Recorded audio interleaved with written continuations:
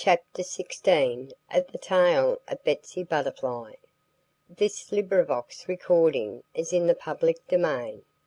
The Tale of Betsy Butterfly by Arthur Scott Bailey. Chapter 16. Nothing but a fraud. At last Joseph Bumble's displeasure passed all control.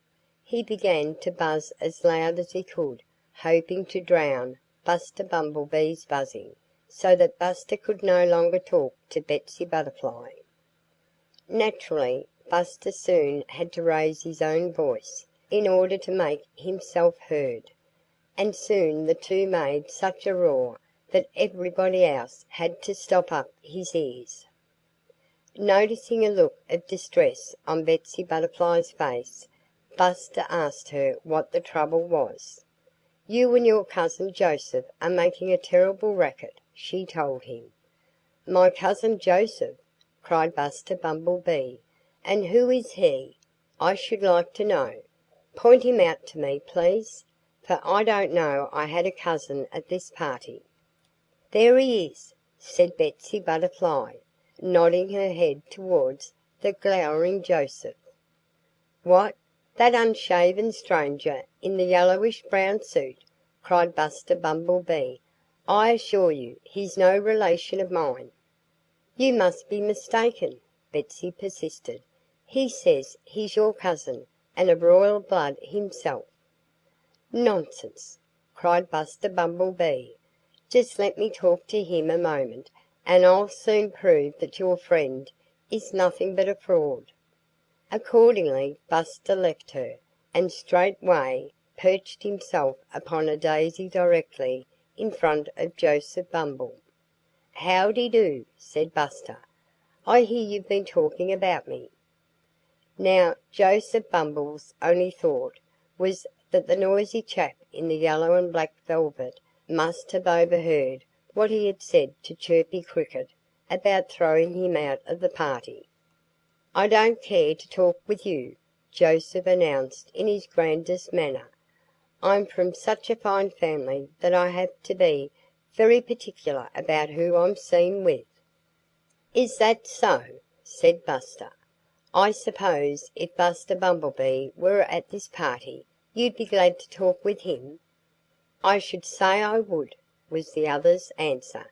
"He's my cousin." "What's your name, anyhow?" Buster inquired. "Joseph Bumble." "What's the rest of it?" Buster Bumblebee demanded, while the whole company surged around him, so that they might hear. "I refuse to answer," said Joseph Bumble. And afterward Daddy Longlegs declared that at that moment he saw the fellow's knees trembling. "Come," said Joseph Bumble, turning suddenly to Betsy Butterfly. "I see that we've accidentally fallen in with some rough people, and we'd better be moving on." But Betsy Butterfly didn't even look at Joseph. "What is his full name?" she asked Buster. "He's a bumble flower beetle," Buster said. "And as for his being related to me, that's all humbug.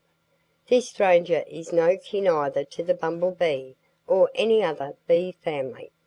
But his voice is so much like ours that he's taken part of our name, though our family has always claimed that he has no right to it." "Who are you?" Joseph Bumble demanded of Buster quite fiercely. He was determined to put his enemy to rout if he could. "I'm Buster Bumblebee," was the reply. "Don't you know your cousin?" When he heard that, Joseph Bumble knew at once that the game was up. His trickery was discovered beyond a doubt. So with one last lingering look at the beautiful Betsy he took to his wings.